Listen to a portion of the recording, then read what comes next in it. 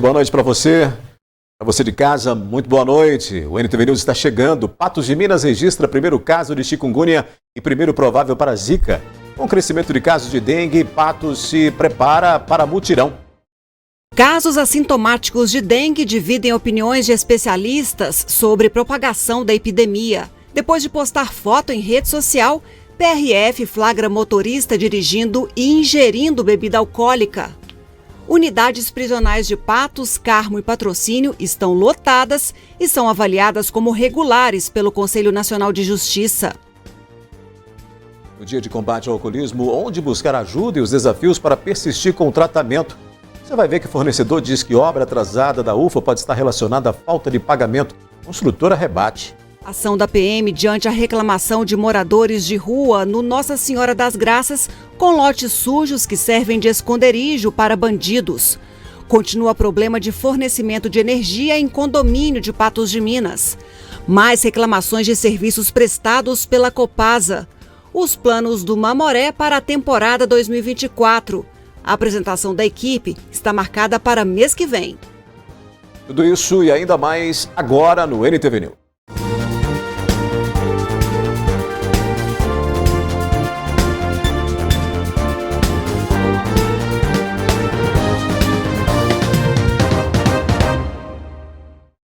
Depois de postar foto em rede social, uma motorista foi multada. Isso porque ela mostrava a garrafa de cerveja quando passou pelo posto da Polícia Rodoviária Federal enquanto dirigia e foi abordada.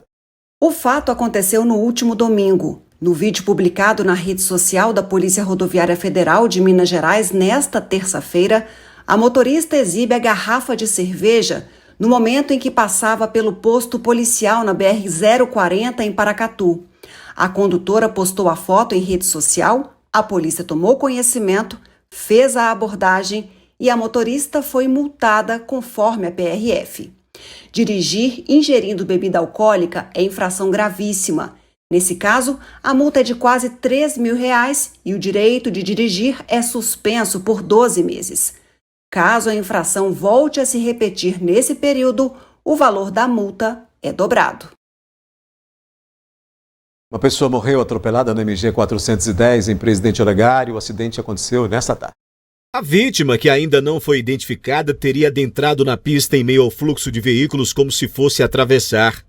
O primeiro carro conseguiu desviar, mas uma caminhonete Fiat Strada atingiu o pedestre que morreu no local.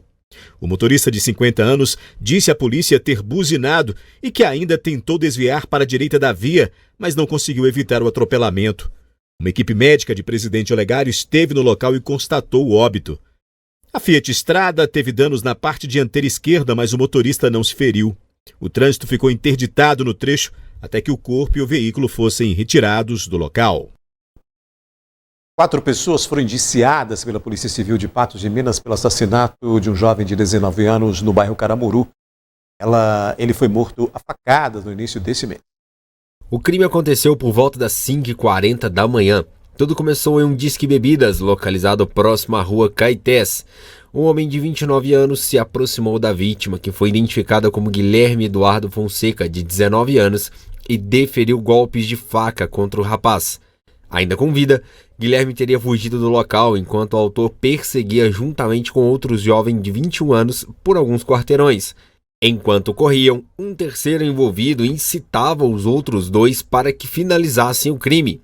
A vítima então teria pulado o muro de um lava-jato para tentar se salvar, e lá ficou até a chegada do SAMU, que quando chegou até o local, não conseguiu salvar a vida do jovem. Nós começamos então a fazer diligência, colher depoimentos, oitivo de pessoas e colher a troca de informações que vem surtindo efeito nas investigações no momento dos fatos.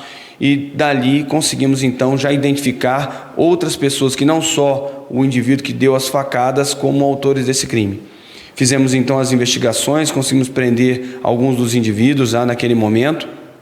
Fizemos pedido de prisão preventiva e 2 já se encontravam presos e agora nós finalizamos o inquérito com a oitiva de outras pessoas que reforçam o posicionamento anterior de que pelo menos 4 pessoas atuaram nesse crime. Uma delas como mentor e autor do delito, no sentido de mediar e de fomentar de forma mais clara esse crime. O outro que realmente foi o que fez o ato em si das facadas. Temos aí um terceiro indivíduo que, além de ajudar no repasse da faca para até chegar no autor real das facadas, ele também instigou que isso viesse a acontecer. E temos mais um indivíduo que também teria instigado e no momento em que a vítima teria já tomado 2 facadas, ele tenta derrubar a vítima para que ficasse mais fácil do autor que estava com a faca efetuar outras facadas na vítima. 4 homens de 22, 23, 33 e 45 anos foram indiciados pelos crimes de homicídio qualificado. Também representou pela prisão preventiva dos suspeitos. Se condenado, as penas podem chegar a mais de 20 anos de reclusão. Mais pessoas seguem sendo investigadas. Nós temos aí uma linha de investigação que pode aí vir a chegar a outros indivíduos que teriam participado, induzido, auxiliado no crime em si, e vamos agora dar continuidade a essas investigações para que, eventualmente, caso assim seja possível, verificar, tenhamos a indicação dessas pessoas, o que já é muito forte, os indícios que nós temos, mas precisamos agora encaminhar esses fatos à delegacia com competência para que ela possa então fazer o trajeto natural. O presídio Sebastião Satiro, em Patos de Minas, está superlotado e em condição regular. Essa é a avaliação da inspeção do Conselho Nacional de Justiça e também a realidade de unidades prisionais da região, como em Carmo do Paranaíba e Patrocínio. A inspeção nos estabelecimentos penais é realizada todos os meses por juízes de execução criminal. Na nova avaliação realizada no mês passado e divulgada essa semana pelo Conselho Nacional de Justiça, o presídio Sebastião Satiro repetiu os dados da anterior. A condição é regular. A unidade prisional de Patos de Minas continua superlotada. A capacidade é para 200 presos, mas tem 334, 67% mais que o limite. Durante a inspeção, também foi encontrada arma ou algum instrumento capaz de ferir alguém, e não constou o homicídio ocorrido em janeiro no presídio, em que 4 detentos foram indiciados pela Polícia Civil pelo crime. Já na inspeção realizada na APAC de Patos de Minas, as condições do estabelecimento foram classificadas como excelentes. O local tem capacidade para 100 presos e 108 cumprem pena. Todos trabalham internamente e 76 estudam. Na região, o presídio de Presidente Olegário, a condição do estabelecimento foi avaliada como boa.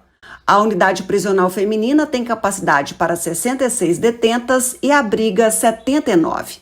A penitenciária de Carmo do Paranaíba foi avaliada como regular.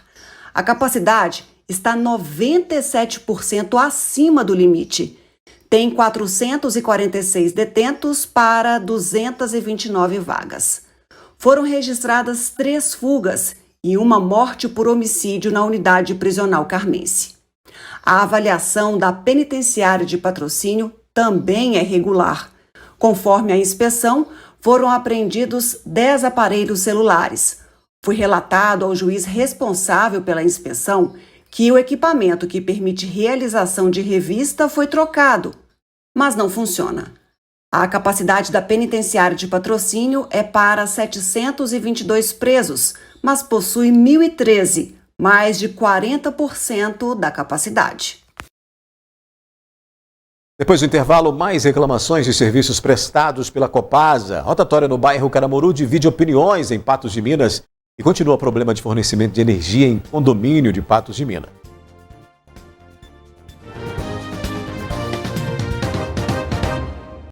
Moradores de Patos de Minas reclamam de serviços prestados pela Copasa. Os problemas vão desde buraco aberto a esgoto. Nossa reportagem recebeu reclamação via WhatsApp em relação a serviços da Copasa em alguns bairros. Nós fomos atrás para verificar a situação. O primeiro ponto é no bairro Vila Garcia, Rua Getúlio Borges. Serviço feito, buraco aberto e não tampado. Segundo moradores que não quiseram gravar a entrevista, essa situação vem se arrastando de antes do carnaval. Nas imagens é possível observar a profundidade do buraco, além do perigo para o tráfego de pedestres e veículos neste trecho.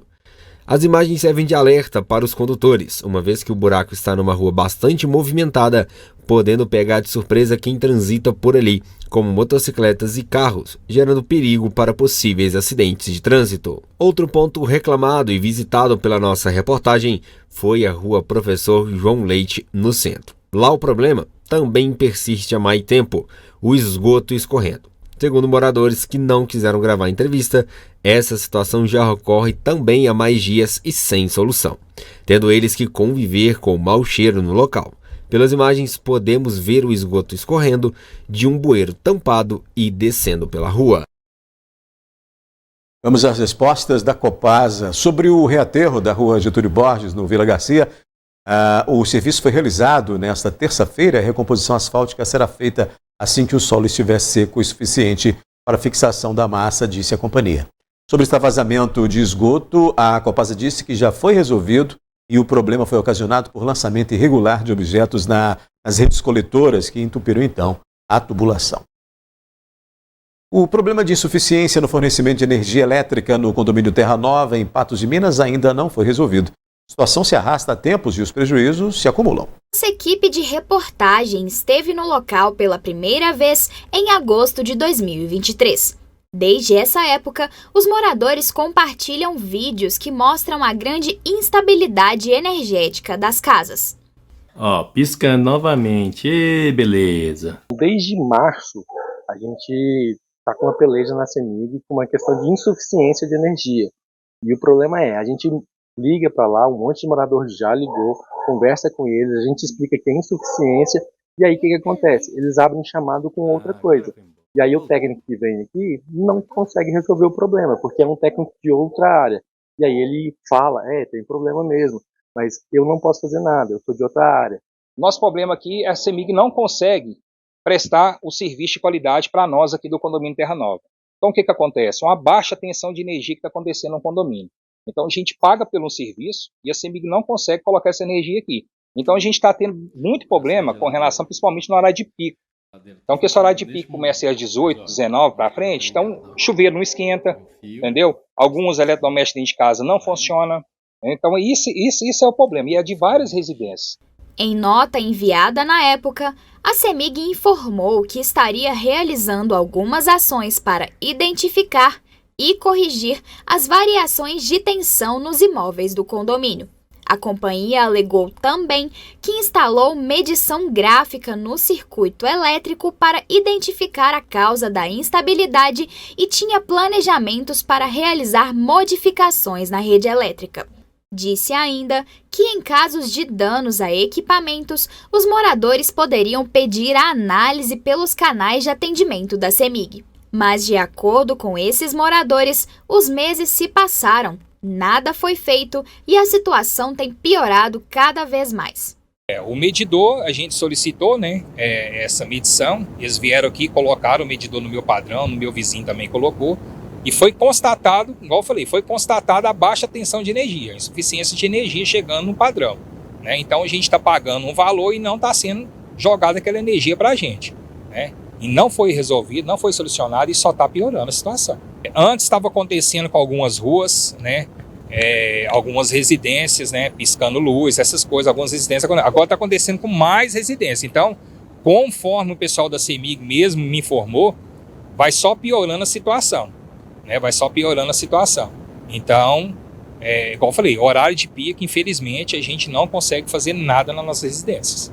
Nada foi ressarcido, o pessoal faz todo o processo, eles entram em contato com a gente aqui, com a administração, liga lá no 116, conforme conversa com eles lá direitinho, lá informa para eles lá o que estragou, tudo certinho, e eles vêm, mandam o técnico vem e verifica certinho, entendeu? Só que não faz o pagamento, entendeu? Fala que está funcionando normalmente, ou que deu só um curto, está funcionando, mas e não faz ressarcimento, entendeu? Então fica nessa jogo de empurra, e a gente, o consumidor, que fica sendo lesado com relação a isso. Depois de diversas reclamações, abaixo-assinados e terem levado a situação a conhecimento público, os moradores conseguiram documentos que comprovem a existência do problema. Um vizinho meu aqui, ele conseguiu esse documento, o meu também está para chegar também esse documento, esse laudo, que comprova a insuficiência de energia a baixa tensão. Né? Nesse documento tem a comprovação lá que a CEMIG mesmo informa que está tendo essa insuficiência de energia aqui no condomínio.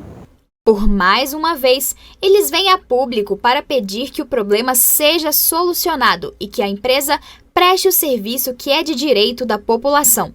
Caso não consigam, medidas judiciais serão tomadas. O que a gente está pedindo aqui, nós condôminos aqui do condomínio Terra Nova? Que a CEMIG, né, venha aqui no condomínio, né, verifique realmente o que está acontecendo e que nos dá a solução. Né, que a gente, como eu falei, a gente é consumidor, a gente paga por um serviço e a gente quer ter esse serviço bem prestado, né? Então a gente sempre paga as contas em dia, então a gente quer ter esse serviço. Então a gente pede que a CEMIG olhe com carinho com relação a esse assunto, entendeu? Que venha aqui realmente, que peça para os engenheiros virem aqui, que a gente liga lá e eles falam que os engenheiros vão vir aqui no condomínio e nunca vêm. Então a gente quer que eles venham aqui no condomínio, verifiquem realmente o problema, entendeu? E que nos dê a solução. Pessoal, em nota, a CEMIG disse estar ciente da situação e realiza ações para identificar e normalizar o fornecimento de energia para os moradores. Informou ainda que, em caso de danos a equipamentos elétricos, os clientes devem registrar pedido de análise pelos canais de atendimento da CEMIG. Foram feitas modificações no trânsito para a construção de uma rotatória em rua no bairro Caramuru. Porém, as opiniões de comerciantes divergem sobre esta alteração. A obra já está sendo realizada desde o dia 5 de fevereiro. O dispositivo ficará localizado no cruzamento das ruas dos Guaranis, Querino Fonseca, Belo Horizonte, Dino de Souza e Manuel Dias Pereira. A medida tem como objetivo melhorar a fluidez do tráfego no local e contribuir com a segurança viária. Para uma melhor adequação do espaço, foi necessário a desapropriação de um imóvel que foi demolido para esse fim. Além da rotatória, a obra inclui a adequação das redes de drenagem e pavimentação. Para que todo esse trabalho seja feito, foi necessário uma interdição total do local, onde as ruas se unificam, deixando o acesso restrito ao trânsito local. Os comerciantes apresentam opiniões diversas sobre a obra. Enquanto alguns não estão satisfeitos, a maioria vê o transtorno como um sinônimo de melhoria para o trânsito. Eu estou achando muito bom. Aumenta mais o movimento. Nem todo mundo fica satisfeito com o que vem de benefício para a gente, né? Então a gente tem que pôr na cabeça que tem que vir os contratempos para poder depois vir as coisas boas, melhorias, os benefícios. A gente não vive só de coisa boa. Se for só coisa boa, se eu fosse querer só coisa boa, então não teria tanta graça. Enquanto o local permanece interditado, um longo desvio está sendo feito, aumentando em média 1,5 minutos no trajeto final. A rua Zino Rocha é a mais utilizada pelos motoristas, tanto para quem vem do bairro Rosário, quanto para quem vem do bairro Caramuru. É necessário que as novas regras sejam cumpridas e muita atenção por parte dos motoristas para que nenhum tipo de acidente aconteça. A previsão é de que a primeira parte da obra seja concluída até o dia 26 de fevereiro. A continuidade do serviço não exigirá mais a interdição da área. Depois do intervalo, aqui no NTV News, casos assintomáticos de dengue dividem a opinião de especialistas sobre propagação da epidemia. Com o crescimento de casos, Patos de Minas se prepara para mutirão. E o município registrou o primeiro caso de chikungunya, primeiro provável para a Zika.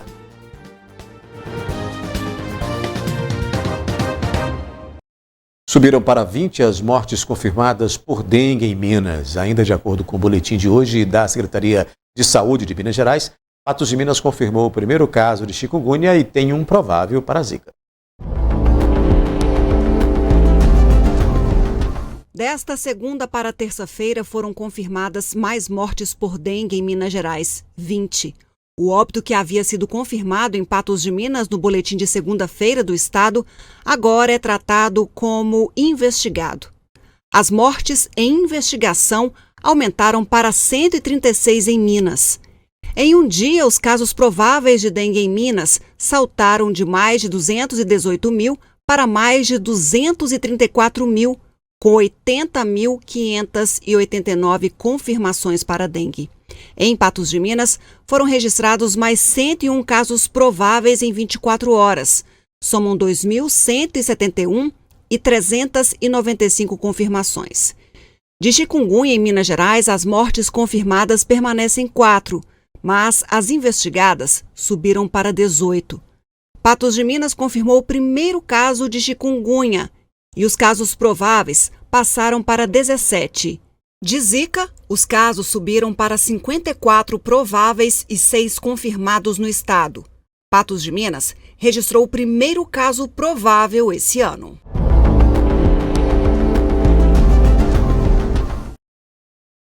O número de brasileiros com dengue pode ser o dobro do divulgado por causa dos casos assintomáticos. É o que estimam os médicos e pesquisadores. A discussão que divide opiniões de especialistas é se as pessoas sem sintomas são ou não um risco para para a propagação desta epidemia. Febre alta, fortes dores musculares, articulares e de cabeça, além de manchas vermelhas pelo corpo, são sintomas clássicos da dengue. Mas há quem tenha o vírus sem apresentar nenhum deles. Testes para saber se uma pessoa já foi infectada são caros e demorados. Tiram o foco de medidas importantes para a prevenção. Por isso, a sorologia via exame de sangue não é realizada em larga escala no Brasil. Se metade dos infectados não tem sintomas, como calculam os especialistas, o Brasil já ultrapassa 1 milhão de casos em menos de 2 meses. Os assintomáticos preocupam ou não? O assunto divide a opinião dos médicos. Este pesquisador afirma que eles podem turbinar a transmissão. O indivíduo assintomático é infectante para o mosquito. Ele é capaz de transmitir o vírus para o mosquito. Isso é muito bem definido. Metade desses indivíduos tem sintomas, metade não tem. Aquele grupo de indivíduos assintomáticos, com a mesma carga viral que os demais, é capaz de transmitir muito mais eficientemente o vírus da dengue para os mosquitos. Para este médico, os assintomáticos não são problema do ponto de vista individual, porque não costumam apresentar complicações no futuro. Além disso, não sobrecarregam o sistema de saúde. Quanto mais indivíduos assintomáticos em qualquer doença infecciosa, melhor. São indivíduos que não vão desenvolver sintomas, não vão se infectar, não vão buscar serviços de saúde, não vão ser testados e nem precisar de serviço de emergência. Há uma economia em saúde. Uma das maiores preocupações dos médicos é com a reinfecção. O principal fator de risco para o desenvolvimento de uma dengue mais grave é ter a segunda infecção. Então, independente da idade, independente de ter dengue sintomático ou não, a segunda infecção é o principal fator de agravamento. O que talvez mude um bocado agora é o fato de que a gente tem, e essa talvez seja a novidade importante, um instrumento, que é a vacina, capaz de, talvez não agora, a curtíssimo prazo, se juntar às demais medidas que nós temos de controle da dengue, essencialmente o controle de vetores, para evitar epidemias como a que estamos tendo esse ano. Pois é, com o aumento de casos de dengue, Patos de Minas se prepara para mutirão. A ideia é fazer uma varredura em bairros da cidade para eliminar os focos. No dia 31 de janeiro, a Prefeitura de Patos de Minas decretou estado de emergência no município, devido à epidemia de dengue. O documento permite ao poder público municipal adotar medidas administrativas para combater o avanço da doença no município.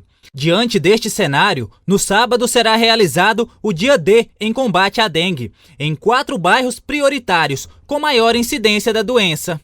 O Dia D será realizado em 4 bairros prioritários, com mutirões de recolhimento de inservíveis, sendo eles Jardim Quebec, Jardim Recanto, Vila Rosa e Nossa Senhora Aparecida.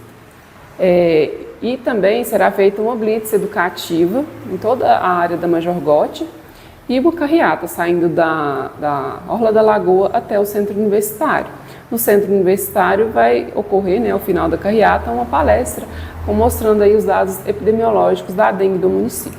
Nos bairros selecionados, Quebec, Nossa Senhora Aparecida, Vila Rosa e Jardim Recanto, serão realizadas ações específicas em combate ao Aedes aegypti. No bairro serão realizados mutirões de recolhimento de inservíveis. Os agentes vão casa a casa, orientando a população a colocar os materiais que são inservíveis mesmo, para o recolhimento, para a destinação adequada. Os materiais que acumulam água. Não serão recolhidos outros materiais não cumulativos de água, como móveis, sofá, guarda-roupa, esse tipo de coisa. Não, só material que pode acumular água e se tornar criador. Recentemente, o perfil do governo do Brasil fez uma publicação intitulada Toque Toque, em campanha ao recebimento da população com relação aos agentes comunitários. Daniele Cristine conta que ainda há certa resistência aos agentes em alguns bairros de Patos de Minas. Alguns bairros ainda têm alguma resistência dos moradores, né? Não recebem bem os agentes de endemias. Todos eles andam uniformizados, com crachá de identificação, né?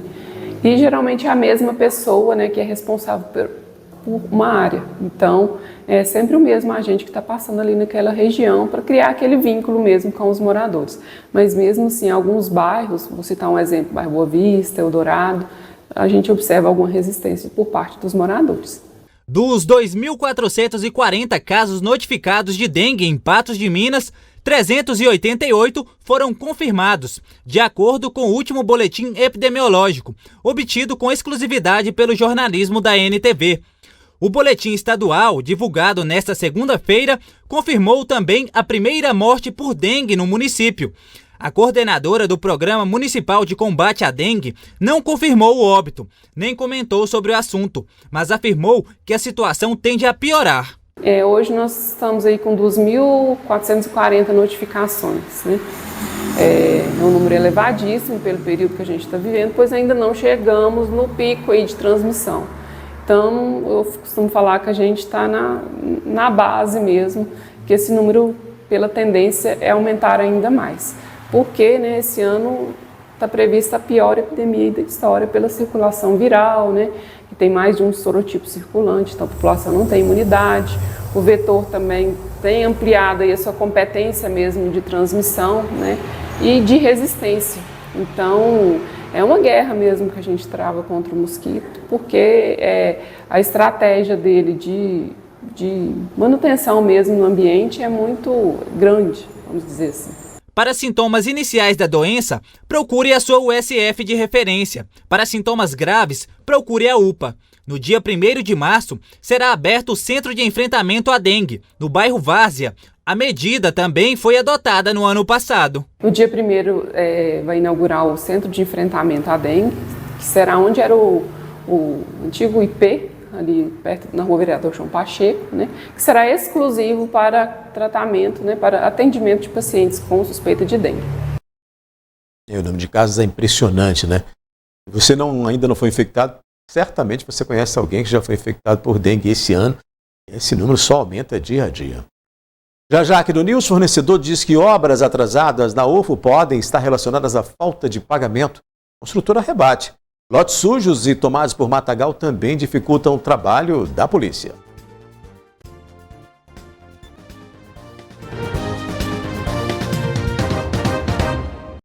As obras para a construção do campus da UFO começaram em 2016 e até agora não estão prontas. A previsão era que a primeira parte fosse concluída no final do ano passado e um novo prazo foi estabelecido. Há fornecedores da universidade que reclamam do atraso para pagamento e isso afeta a conclusão. A entrega do primeiro bloco do campus UFO estava prevista para ser entregue no final de 2023. No entanto, foram acrescentados anexos à obra inicial, o que causou um atraso de pelo menos 7 meses. Agora, a previsão de entrega é para julho de 2024. Eu acho que é importante frisar que algumas vezes nós demos a marca aí de final de 2023. No entanto, a gente teve alguns aditivos da obra e esses aditivos eles postergaram um pouco, né, essa finalização. Ao todo, 19 milhões de reais serão investidos na construção do campus UFO. Entre os anexos adicionados à obra inicial, que contribuíram para o atraso na entrega do campus, está um restaurante universitário para professores, alunos e funcionários. A gente conseguiu, nesse mesmo recurso de 15 milhões, também terraplanar para poder dar mais possibilidades desse aluno ficar lá no campus. A gente tinha conseguido, ano retrasado, também um recurso para a gente construir o RU, o restaurante universitário, e isso forçou a gente, né, no bom sentido, a conseguir mais recursos para a gente construir uma cantina. Então, um desses aditivos é o anexo. A gente vai construir uma cantina, um local para os terceirizados, um local para os diretórios acadêmicos e para as atléticas. Então tudo isso remonta aí à situação que a gente está hoje. Há também no planejamento a construção de um segundo bloco, já que apenas um bloco não será suficiente para abrigar os 500 alunos da UFO Patos de Minas e o restante da estrutura que a compõe. O projeto já foi incluído ao PAC, Programa de Aceleração do Crescimento. Hoje a gente atua não apenas no ensino, a gente atua também na pesquisa, na extensão, né, e no processo administrativo como um todo. Então, esses vários projetos, né, de extensão, de pesquisa, eles demandam laboratórios. Então a gente precisa aí, né, nesse segundo bloco de 8.800 metros quadrados, a gente precisa levar o que ainda vai ficar aqui no centro da cidade. Alguns fornecedores cobram dívidas da empresa licitada, que presta serviços na obra do campus. Apesar de a UFO afirmar que os pagamentos estão todos em dia, há um receio de que essas dívidas com fornecedores atrapalhem a obra, já que sem material não é possível continuar. O assessor da UFO em Patos de Minas, Dr. Matheus Gomes, nega essa possibilidade. A gente entrou em contato com a empreiteira, né, e a gente solicitou que a empreiteira realize esses pagamentos, porque isso também não é bom para a UFO, né, porque a gente está pagando em dia a empreiteira. Então o que a gente pode fazer do nosso lado enquanto gestão? A gente pode tentar, e eu estou fazendo isso junto aos fiscais da obra, tentar acelerar um pouco esse processo de pagamento para a empreiteira após ela apresentar uma medição. E esse acelerar desse processo de pagamento facilita ela pagar os terceiros que estão, né, precisando receber da empreiteira. Olha só, em nota enviada ao jornalismo da NTV, a MBM, empresa licitada para a execução da obra, disse que atrasos pontuais podem ocorrer, mas tratativas são feitas com cada fornecedor para que a situação se normalize em breve. A empresa disse estar empenhada para essa entrega dessa obra seja feita com qualidade. O jornalismo da NTV mostrou o medo de moradores da rua Rio de Janeiro, no bairro Nossa Senhora das Graças, em Patos de Minas, diante a quantidade de lotes sujos e que têm servido de esconderijo para bandidos. A Polícia Militar disse que as ações nessa rua são constantes, porém o matagal é um dos fatores que dificulta. O jornalismo da NTV esteve na rua Rio de Janeiro na última sexta-feira e denunciou a situação do local. Segundo os moradores, é frequente a presença policial na rua, à procura de bandidos, mas que eles vivem com medo. Eles mesmos destruíram a casa, os moradores de rua, né? E virou um mato. E lá se transformou num local de prostituição, de venda e compra de drogas, uso de drogas e esconderijo de coisas roubadas, que isso aí, nós que vivemos lá sabemos o movimento grande que é lá dentro, né? A denunciante, que não quis se identificar, afirmou que já procurou a ouvidoria da Prefeitura de Patos de Minas, mas que a resposta do órgão não deu fim ao problema. Nós já denunciamos na prefeitura, na ouvidoria da prefeitura, e não tivemos resposta.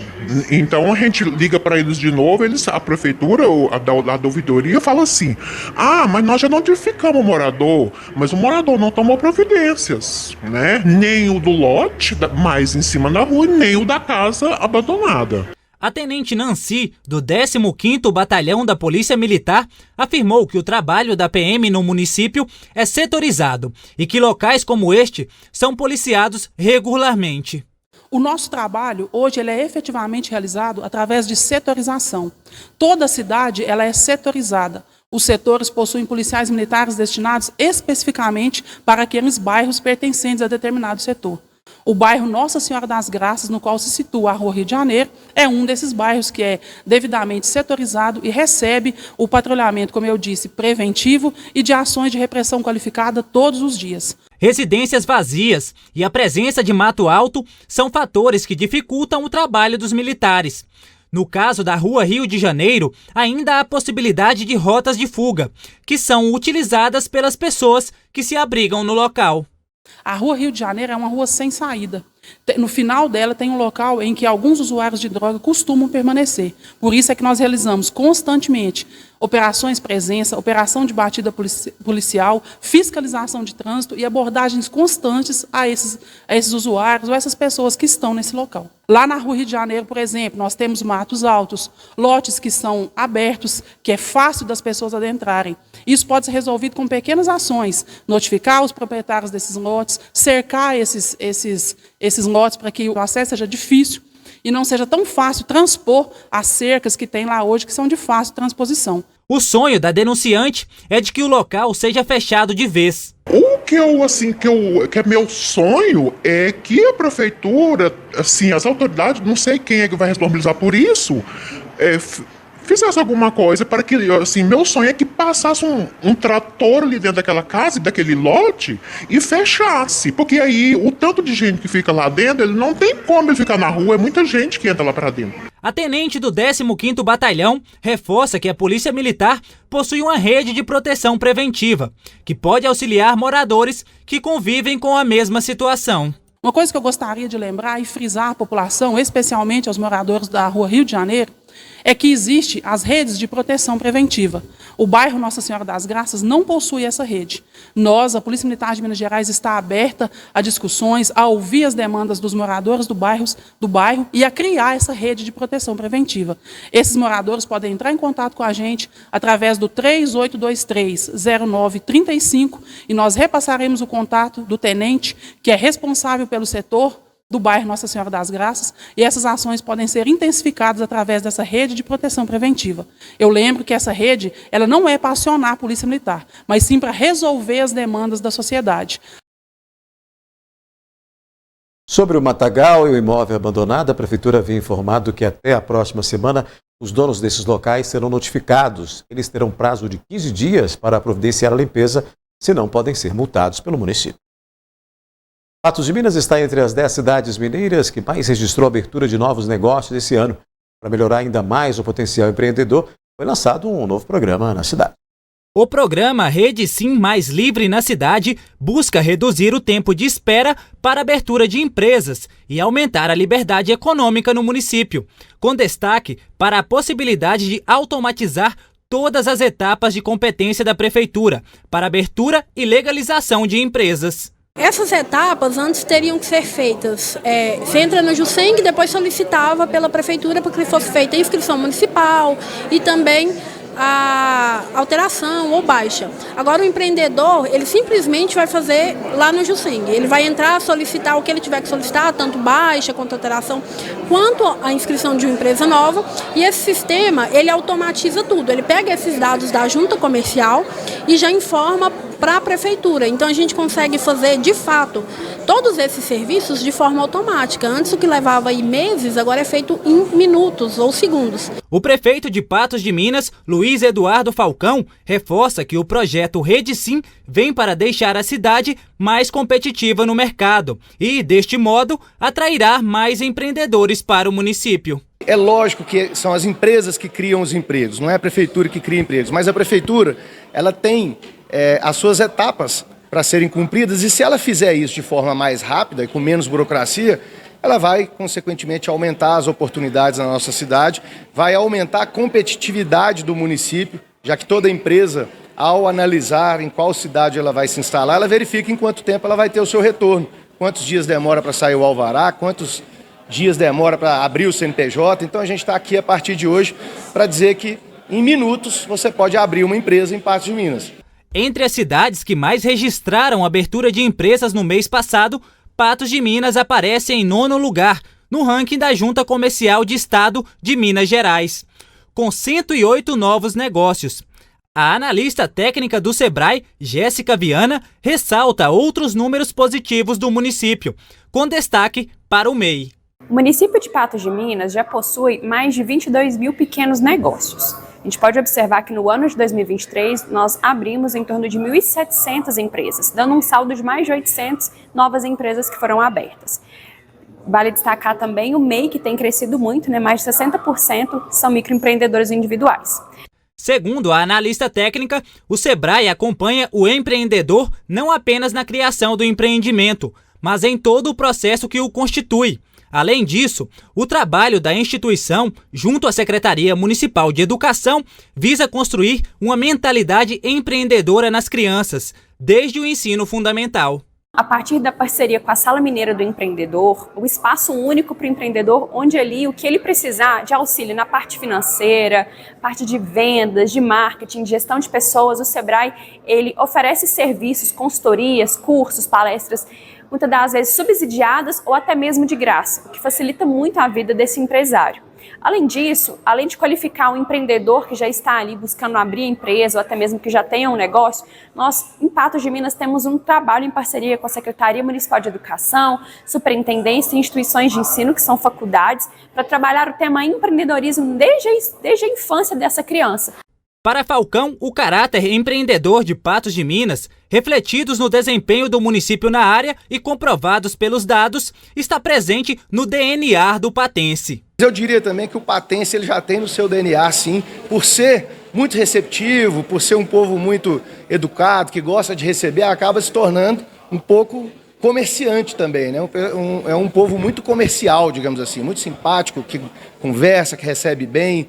Então, eu não tenho dúvida de que nós temos isso aí como uma característica até da nossa cultura e isso é muito bom, né? Leda Rosa é microempreendedora individual há mais de uma década e uma patense com empreendedorismo no DNA. Ela acredita que o programa Rede Sim vem para facilitar a vida de todos.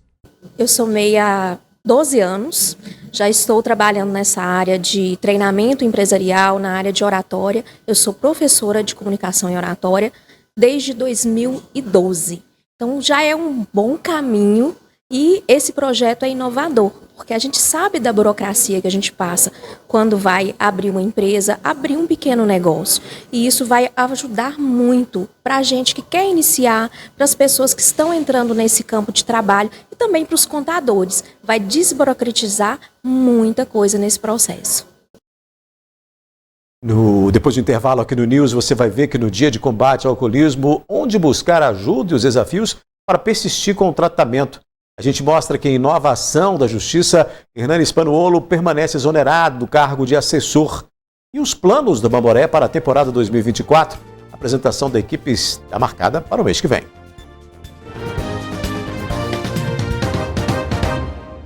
A diretoria do Mamoré anunciou na manhã desta terça-feira os planos para a temporada 2024. A apresentação da equipe e o início de treinamentos acontecerá no mês de março. Campeão da segunda divisão do Campeonato Mineiro em 2023, o Mamoré se movimenta para a disputa do Módulo 2, que terá início no mês de maio. A diretoria do Clube Esmeraldino apresentou o planejamento para a temporada 2024. A gente pode esperar um Mamoré renovado, com ideias novas, um Mamoré totalmente renovado, entre diretoria, departamento de futebol, entendeu? O Mamoré é totalmente diferente do que havia. Foram anunciados quem irá assumir os 17 cargos na diretoria do Mamoré. Sob o comando de Marcelo Reis, Edson Reis e Valmir Braga são o primeiro e segundo vice-diretor do clube. Edson Reis também assume a administração e controle e se torna secretário-geral. Matheus Tolentino assume a diretoria de patrimônio. Felipe André Batista assume a direção de finanças e orçamento. Dr. Paulo Ricardo assume o jurídico. Carlos Alberto Pael assume a direção de esporte e amadores.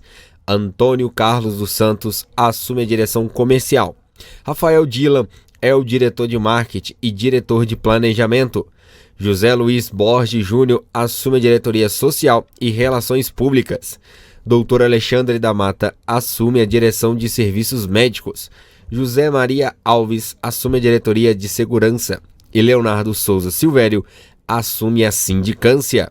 O gerente de futebol Stefano Caetano foi anunciado pelo clube na última segunda-feira, mas não esteve presente na apresentação. Um excelente profissional, a gente já tinha tentado trazer esse profissional ano passado, a gente não conseguiu, porque ele já tinha fechado com outro clube. Assim, um currículo espetacular, então a gente trouxe por merecimento. Um grande profissional que vai ajudar a gente a montar um grande time. O clube busca ativar as categorias de base sub-15, sub-17 e sub-20 e disputar os campeonatos estaduais e regionais.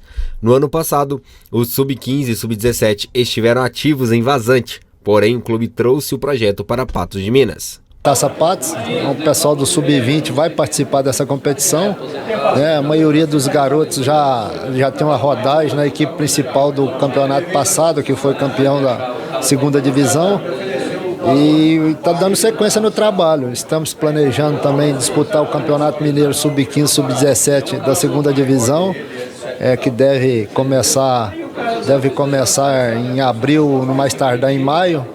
Né? É a possibilidade também do Sub-20 disputar o Campeonato Mineiro também. Então é vasto a participação da categoria de base esse ano nos campeonatos estaduais. O planejamento para a montagem do elenco para a disputa do Módulo 2 já começou. O mercado já está sendo mapeado pelo treinador Zé Humberto. No momento a procura é muito grande, é normal. Como nós fomos assistir o jogo aqui em Minas, vamos em São Paulo, Goiás. E aquele jogador que encaixar no perfil, tiver a condição e a qualidade que nós achamos que encaixe no bolso do Mamoré, nas condições financeiras que o presidente, juntamente com a sua diretoria, colocou, nós vamos procurar trazê-lo. Um jogador comprometido, que tenha foco, que tenha vontade e que esteja com vontade de ser um vencedor, para que a gente possa ter um time competitivo, porque são duas chaves muito fortes, times com investimento muito alto, mas nós vamos procurar dentro daquilo que nós temos, que nos ofereceu, fazer uma equipe bem competitiva.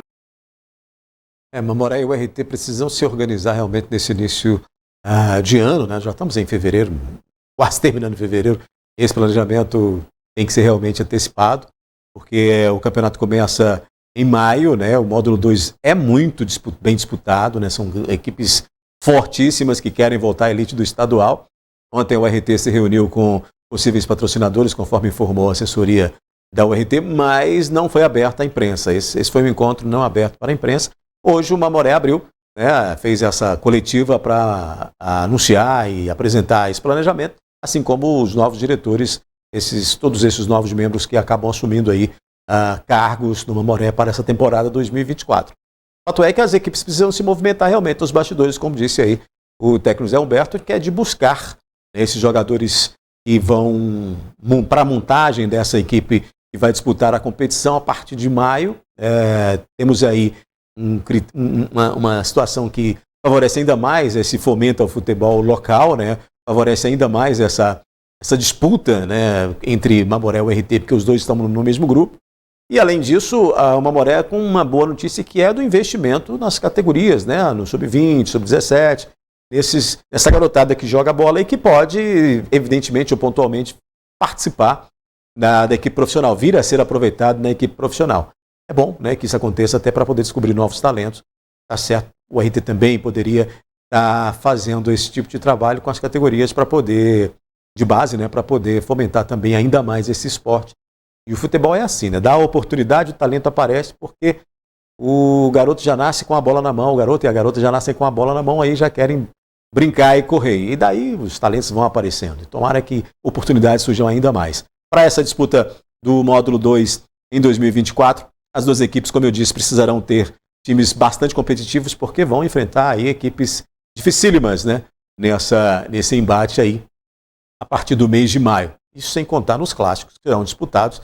E claro, né? Clássico, aquela superação total. Quem tiver o time mais bem organizado, quem tiver aquele time mais inteiro, mais encaixado, com bons jogadores, acaba tendo aí um potencial maior de se dar bem na competição e também se dar bem em cima do rival. A gente vai aguardar, e a gente está aguardando com ansiedade, né, para ver esses confrontos aí entre essas duas forças do futebol de Patos de Minas, já a partir do mês de maio, aí, quando começam, portanto, a disputar o módulo 2 do Campeonato Mineiro. A gente vai aguardando com muita ansiedade. Mudando de assunto, hoje, 20 de fevereiro, é o Dia Nacional de Combate às Drogas e ao Alcoolismo. A rede pública oferece tratamento de graça, mas o desafio é fazer com que os dependentes persistam com as terapias que são indicadas. De acordo com a Organização Mundial de Saúde, o consumo de álcool pode causar mais de 200 doenças e lesões. Pelo estudo do Centro de Informações sobre Saúde e Álcool, as principais mortes por consumo abusivo de álcool no Brasil em 2021 estão relacionadas à cirrose hepática e acidentes de trabalho. A gente acolhe pacientes em crise, em surtos psiquiátricos. Crises por demanda espontânea, né? Na parte de álcool, aquele uso abusivo mesmo, né? Então são pessoas que usam de forma abusiva tanto álcool quanto drogas. Mas para que o atendimento no CAPS ocorra, é preciso que o pedido de ajuda seja espontâneo. A gente tem recebido algumas pessoas, né? É uma parte que dificulta um pouco mais, porque muitas vezes os usuários eles não querem, né, ficar muito tempo, alguns ficam tranquilos, saem daqui, né, com boa evolução, mas a gente também tem essa parte transitória, né, que vem muitos, ficam e depois eles querem ir mais rápido embora. O desafio para os profissionais de saúde é fazer com que as pessoas sigam com o tratamento a longo prazo. Nós trabalhamos com a questão de permanência, tanto permanência dia quanto noite, né, que é realizado um projeto terapêutico para os pacientes que vêm acompanhar por uma equipe multiprofissional e muitos deles têm que ficar ou permanência dia, que seria durante todo o dia, ou permanência noite, dia e noite também. Então o nosso limite, né, o máximo que a gente consegue para ficar às 24 horas, né, no serviço são 35 pacientes. O Dia Nacional de Combate às Drogas e ao Alcoolismo serve para reforçar a quem precisa de ajuda que existe uma rede de apoio pronta para colaborar e auxiliar com o problema. Acolhimento, a parte de assistência social, isso é muito importante da gente mostrar para eles que a gente está aqui para acolher e que tem um tratamento, tem um acompanhamento com vários profissionais que vão ajudar eles, né? E também depende muito do paciente também, dele querer. Tá? Mas a gente está aqui de portas abertas. Um paciente veio, não quis ficar, ele veio, vai voltar depois, tudo bem, não tem problema, nós estamos aqui, para isso. Esse é um problema muito sério para toda a sociedade, né? Até porque é uma droga que é vendida livremente. O álcool é vendido livremente em cada esquina. Se você precisar do CAPS, basta ir até a unidade. Em Patos de Minas, fica na rua Henrique Cota, número 101, bairro Bela Vista. O telefone é o 3822-9635. A quantidade de terrenos sujos em Patos de Minas preocupa quem mora próximo. Se a conversa com o proprietário do lote ou denúncia na prefeitura não resolver o problema, a justiça pode ser acionada. Está no Código Civil. O chamado direito de vizinhança estabelece regras de boa convivência, como a que dispõe sobre manutenção de imóveis para não prejudicar os vizinhos. O direito de vizinhança vem para que você tenha a obrigação, enquanto proprietário, de cuidar do seu lote, da sua casa, garantindo que os seus vizinhos tenham a tranquilidade de conviver e que tenha-se uma boa convivência, prezando sempre pela saúde e pela segurança pública. Até mesmo porque a questão dos lotes que precisam ter a manutenção sempre em dia está totalmente ligada a isso. É uma questão de saúde e de segurança pública. Por quê? Vários animais peçonhentos são atraídos através desses lotes sujos. A gente tem tido grandes focos de dengue, que também são em virtude disso. Em Patos de Minas, nas últimas semanas, não param de chegar denúncias ao jornalismo da NTV sobre os transtornos provocados por lotes sujos, tomados por matagal e lixo em todas as partes da cidade. Além da lei, o Código de Posturas de Patos de Minas diz que é obrigação de proprietários de terrenos manterem os locais limpos. Nesse Código de Postura prevê também, como na lei federal, no Código Civil, que a pessoa proprietária é obrigada a manter esse lote limpo. Notificado, você tem 15 dias para cumprir e fazer essa limpeza. Não foi feito, você receberá uma multa. Mesmo tendo pago a multa ou não, você precisa fazer a limpeza. Não feita, a prefeitura pode intervir e fazer a limpeza. Feita a limpeza, além da multa a qual você já foi submetido, você vai ter que pagar através de unidades fiscais, que são chamadas 2 unidades fiscais por metro quadrado da limpeza. Por quê? Porque você utilizou o serviço público para resolver um problema que era de responsabilidade privada. Há outras alternativas para obrigar o proprietário de imóveis sujos a proceder com a limpeza, como acionar a justiça. São várias sanções que podem acontecer, além de ação propriamente dita, que o que vai gerar? Eu gerei um dano ao meu vizinho por essa inércia na limpeza do meu lote. O que eu preciso provar? O dano, o nexo de causalidade e efetivamente o prejuízo que nós tivemos. Porque a culpa desse proprietário em não fazer, né, através de negligência, imprudência ou imperícia, ela pode gerar um dano a um terceiro, como um incêndio, por exemplo. Conseguindo provar esses 3 requisitos, e isso efetivamente tiver te gerar um dano, você realmente pode procurar as vias judiciais de fato. Pois é, e aí o município já tem a sua sanção, né, que pode ser dada a esse proprietário de imóvel que não limpa, deliberadamente não limpa o seu espaço, é dele, né, o terreno pertence a ele, mas ele não se preocupa em cuidar daquilo, aquilo vai incomodando quem mora próximo. Essa situação afeta não só uma pessoa, mas como várias, né, naquela região ali onde isso está acontecendo. E chegar à justiça, chegar a ser levado para a justiça é algo realmente que a gente entende como absurdo, né?